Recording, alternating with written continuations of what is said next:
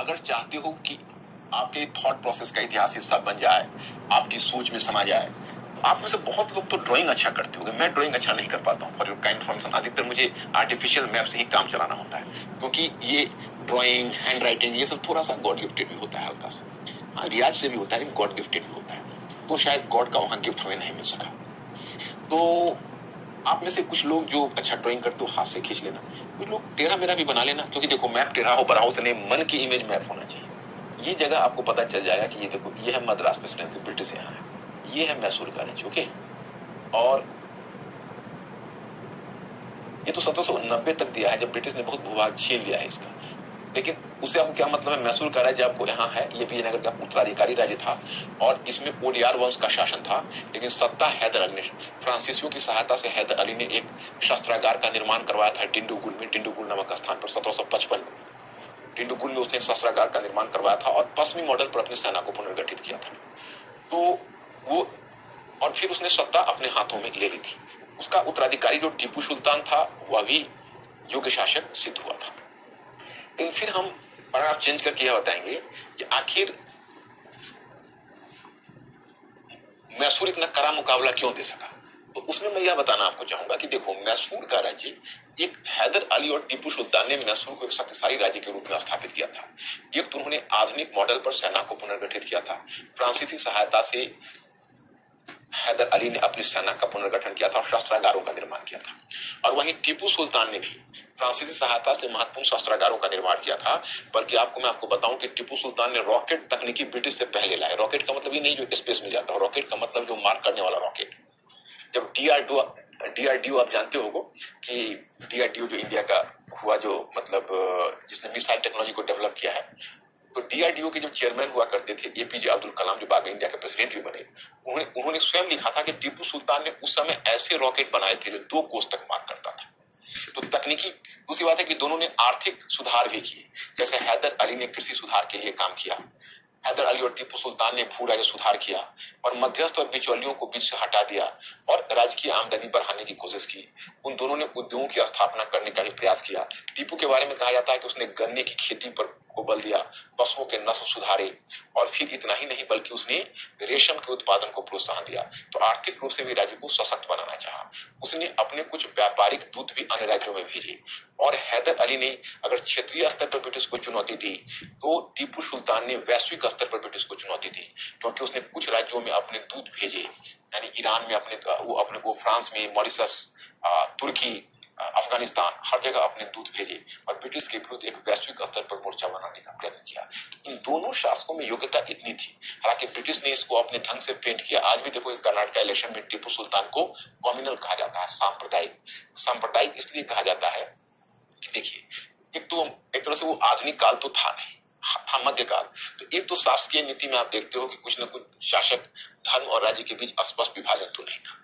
अब दूसरा मामला यह था कि वह मालाबार तट पर हैदर अली ने, मालाबार तट ये जो देख रहे हो, इस तट को हैदर अली ने जीता था और ये मसाला उत्पादक क्षेत्र था। तो यहाँ पर पहले क्या था कि हिंदू जमींदार थे और किसान, उसको मुपला बोलते थे, वो किसान मुस्लिम थे। तो हैदर और टीपू सुल्तान दोनों ने हिंदू जमींदारों को वहां से खदेड़ दिया, भगा दिया था।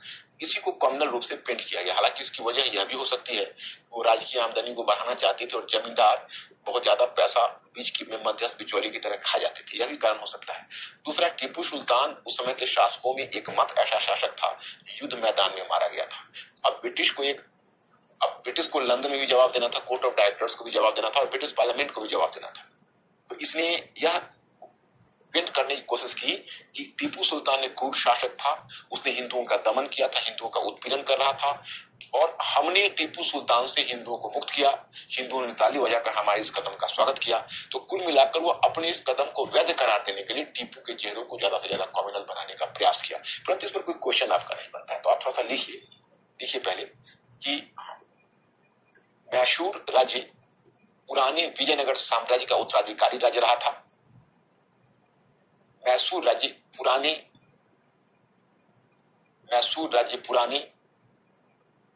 विजयनगर साम्राज्य का उत्तराधिकारी राज्य रहा था।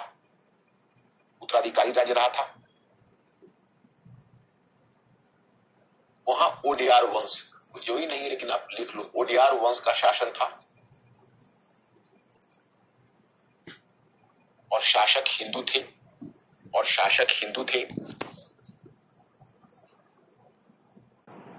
और ब्रैकेट में लिखिए 1772, सॉरी नहीं 72 नहीं, प्रथम अंग मराठा 1775 से 82। अब देखिए इसमें मैं आपको हल्का सा बता देता हूं, ये सब घटनाक्रम पर आपका क्वेश्चन नहीं बनता है, ये केवल झलक आप देख लीजिए। देखिए मराठे पानीपत का जो बैटल हुआ, वो पानीपत के बैटल में आपको तो पता है कि मराठों को बड़ा गहरा धक्का लगा, अलीगढ़ी दुश्मन, लेकिन मराठों ने अपनी खोई हुई प्रतिष्ठा को फिर प्राप्त कर लिया था। आप कहोगे मराठों ने अपनी खोई हुई प्रतिष्ठा को कैसे प्राप्त किया? तो उन्होंने इस प्रकार से प्राप्त किया था कि 1761 में उधर पानीपत का बैटल हारा, मराठे दक्षिण लौट गए, और जनवरी में मराठों ने यह युद्ध हारा था, और जून 1761 में पेशवा बालाजी बाजीराव का डेथ हो गया। उसका उत्तराधिकारी उसका पुत्र माधवराव प्रथम हुआ, बड़ा ही योग्य पेशवा था। माधवराव प्रथम के समय मराठों की शक्ति पुनर्जीवित हुई और 1761 से 72 तक शासन किया है माधवराव प्रथम। उसमें मराठों की शक्ति पुनर्जीवित हुई, और जैसा कि पीछे मैंने आपको मानचित्र पर बताया है, मराठा परिसंघ मैंने आपको समझाया हुआ है, नोट डाउन करवाया हुआ है, केवल आपको उसको रिवाइज करके तरोताजा करते रहना होगा। उसमें आप देखते हो कि मराठा परिसंघ में पूना का पेशवा सबका मुखिया है, उसके बाद ग्वालियर का सिंधिया है, इंदौर का होलकर है, बड़ौदा का गायकवाड़ है, और नागपुर का भोसले है, उसके यूनिट्स है। उसमें उस समय मतलब इस काल में, जिस काल की हम बात कर रहे हैं, इस काल में सबसे तेजी के साथ जिस मराठा सरदार का उद्भव हुआ वह है सिंधिया हाउस, और सिंधिया हाउस का उद्भव हुआ, उसमें एक बड़ा ही योग्य शासक आता है जिसका नाम है महादजी सिंधिया। क्या नाम है? महादजी सिंधिया। तो महादजी सिंधिया एक बड़ा ही योग्य मराठा सरदार है, बड़ा महत्वाकांक्षी भी है। अब देखिए थोड़ा सा एक बार आप लोग पीछे नजर दौड़ाइए, ये मुगल बादशाह शाह आलम द्वितीय को हम लोगों ने कल कहां छोड़ा था?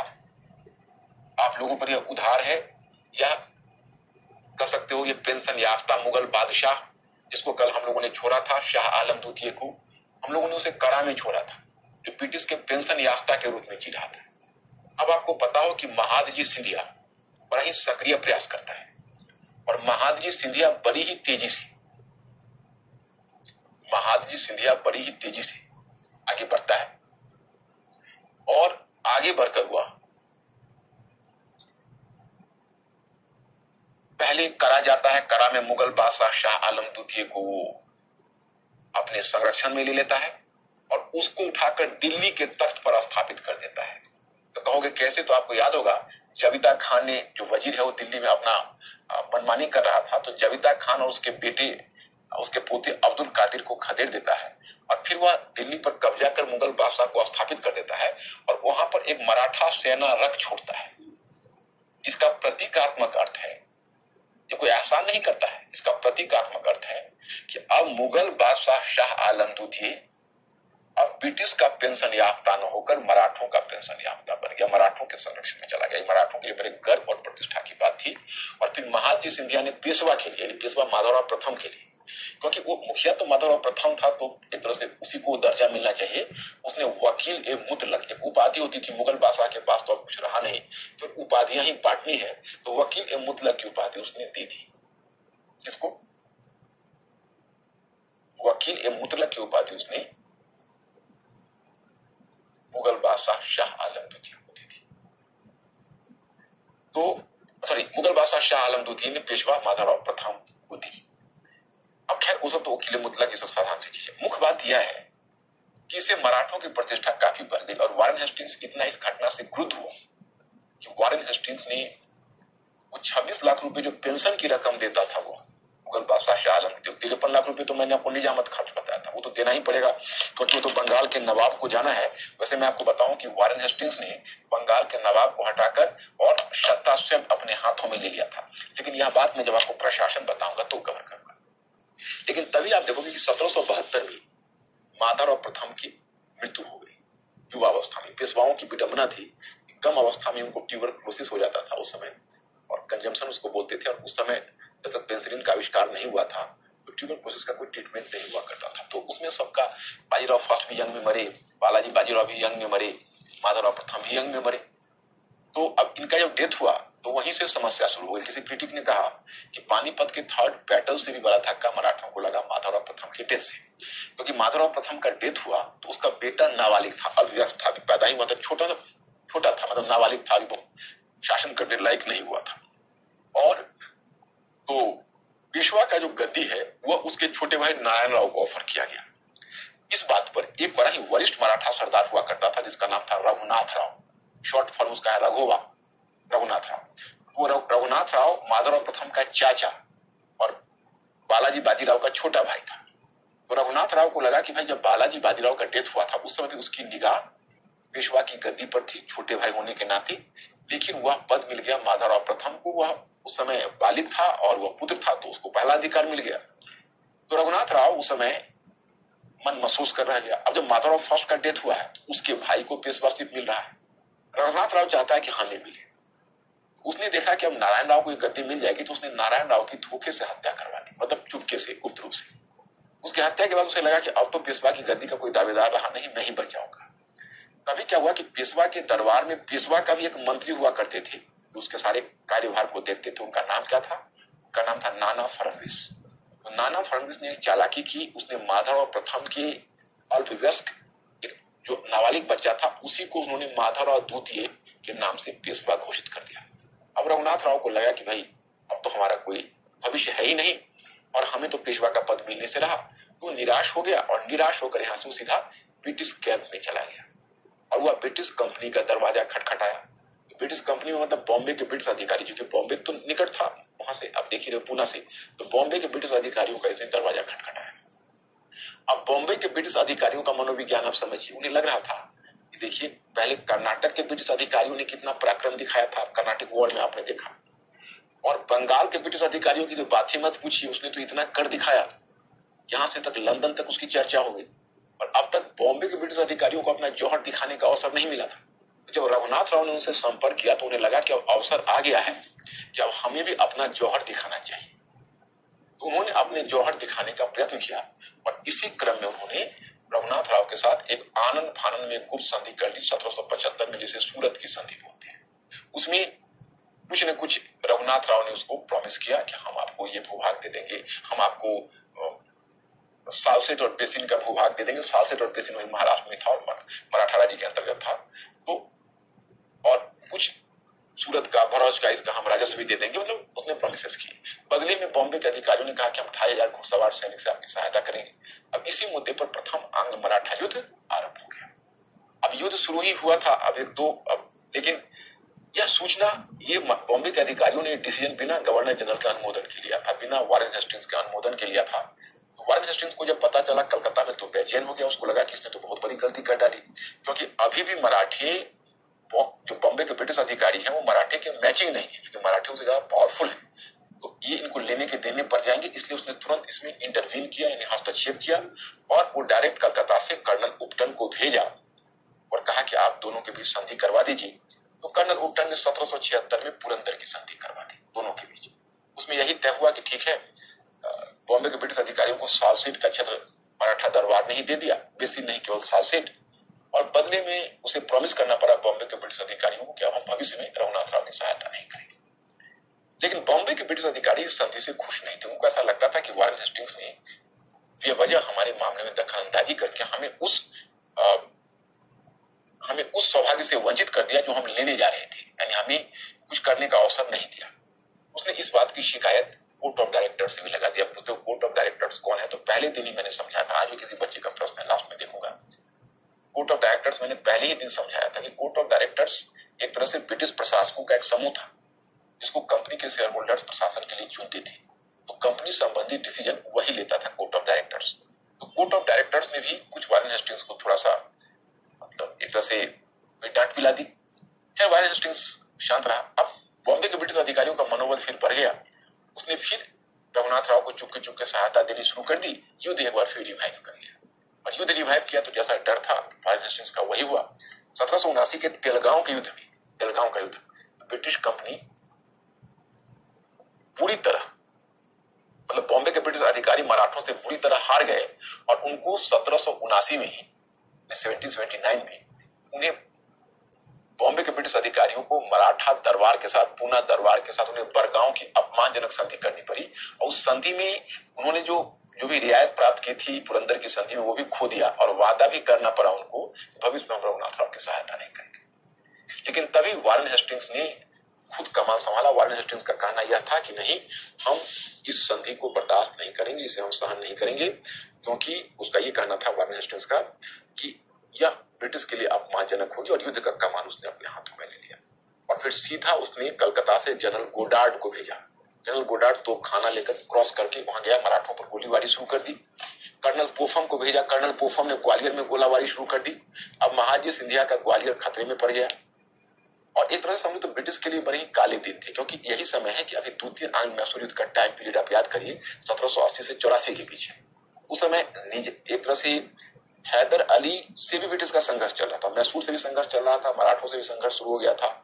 और निजाम जो उसका मित्र हुआ करता था, फॉर टाइम बिंग वह भी मित्र नहीं रह गया था, वो भी ब्रिटिश के अगेंस्ट में उल्टा हुआ था। तो ब्रिटिश के लिए एक तरह से ये यहाँ पर भारत में उसके लिए बड़ा संकटपूर्ण स्थिति थी कंपनी के लिए। और इतना ही नहीं, भारत से बाहर वही समय है जब ब्रिटिश साम्राज्य अमेरिका खो रहा था, क्योंकि अमेरिकन वॉर ऑफ इंडिपेंडेंस शुरू हो गया था। और 1781 में यार्क टाउन नामक जगह पर ब्रिटिश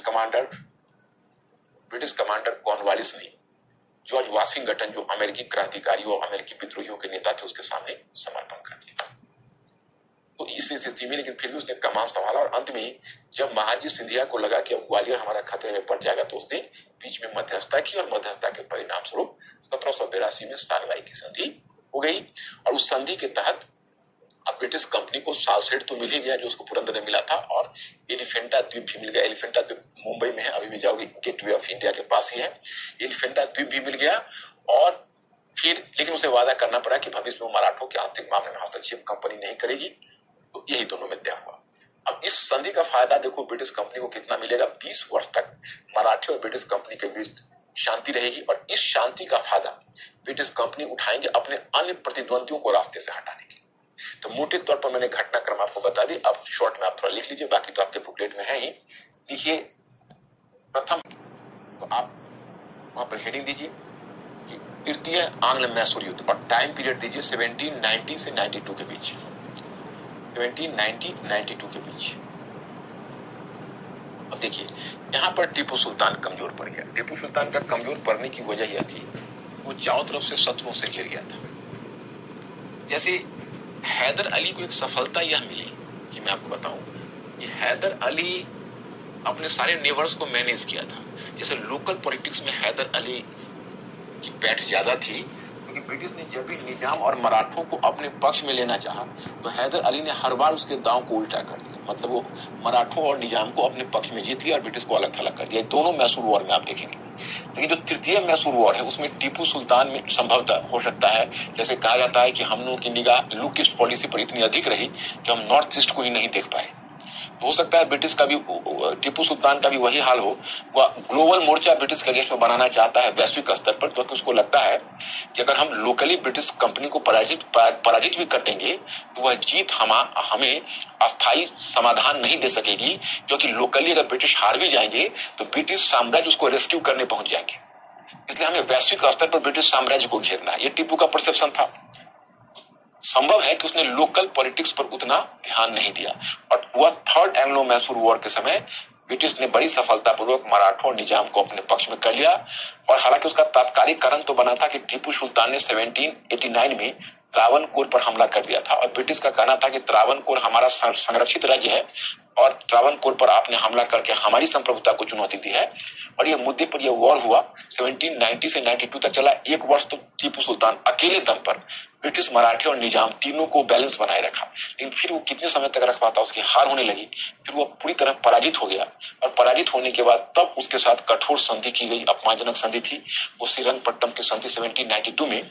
और उसके तहत उसको कई भूभाग गंवाने पड़े। जैसे अपना आधा राज्य गंवाना पड़ा, 3 करोड़ 30 लाख रुपए युद्ध हार जाने के रूप में देने पड़े। और फिर लॉर्ड कॉर्नवालिस ने उनको बांट लिया उस क्षेत्र को। जैसे जो मुख्य क्षेत्र था, जैसे आप कह सकते हो कि वो जो मालाबार का क्षेत्र था, वो मालाबार का क्षेत्र, और जैसे 12 महल, टिंडुगुल, मालाबार, ये सब इंपॉर्टेंट क्षेत्र ब्रिटिश ने ले लिए। और थोड़ा सा जो क्षेत्र है वो ये क्षेत्र तुम देख रहे हो, पेशवा को दे दिया, और यह क्षेत्र निजाम को दे दिया।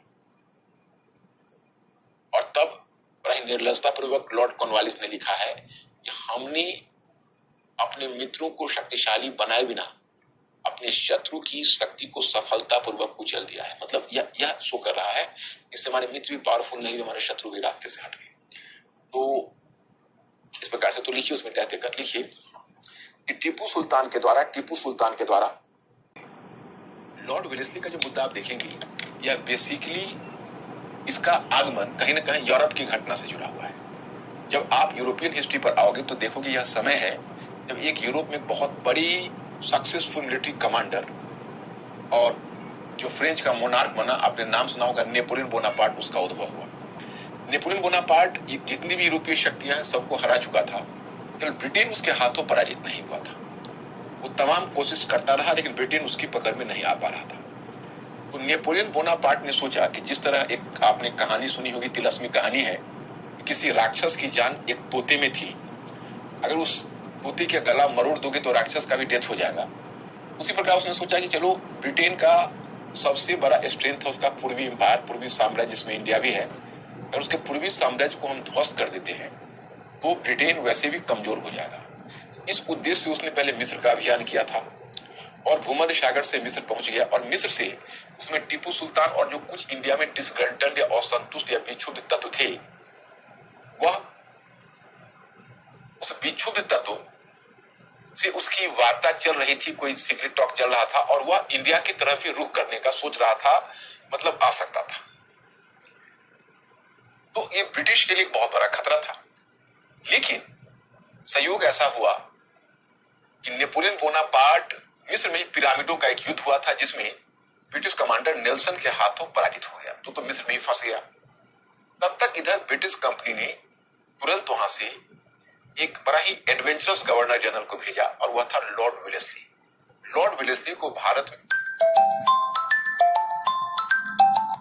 हमला करने के लिए भेजा गया था, क्योंकि जब नेपोलियन बोनापार्ट एक्टिव हुआ और नेपोलियन बोनापार्ट ने जब सक्रियता दिखाई तो फ्रांसीसी कंपनी भी भारत में कुछ सक्रिय हो गई और फ्रांसीसी कंपनी की सक्रियता ब्रिटिश को चिंता का कारण था, तो लॉर्ड वेलेस्ली को यहां भेजा गया था। अब लॉर्ड वेलेस्ली ने उसने तो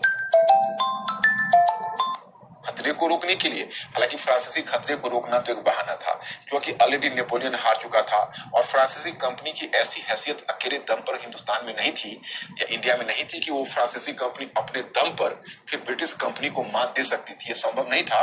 लेकिन लॉर्ड वेलेस्ली को भी एक एक्सक्यूज मिल गया, एक आप कह सकते हो कि उसको एक बेसिस मिल गया कि उसी बेसिस का सहारा लेकर लॉर्ड वेलेस्ली ने अधिकांश भारतीय राज्यों को अपने नियंत्रण में कर लिया और अपने शत्रुओं का सफाया कर दिया। तो उसने दो तरह की पद्धतियां अपनाई थी, एक पद्धति युद्ध की पद्धति थी और दूसरी पद्धति थी सहायक संधि प्रणाली। युद्ध की पद्धति में उसने दो वॉर लड़े, एक तो चतुर्थ आंग्ल मैसूर युद्ध, उसमें तो कुछ है नहीं, उसने टीपू सुल्तान किया था, क्योंकि टीपू सुल्तान भी कुछ तैयारी अपनी शुरू करती थी, वह भी घुटने टेकने के लिए तैयार नहीं था। तो 1799 में उसने मेजर बार्नेट एक अधिकारी था और अपने छोटे भाई आर्थर वेलेस्ली को भेजा और फिर इन्होंने टीपू सुल्तान 1799 में श्रीरंगपट्टम के किले पर लड़ा था। श्रीरंगपट्टम उसका किला था, उस पर लड़ता रहा।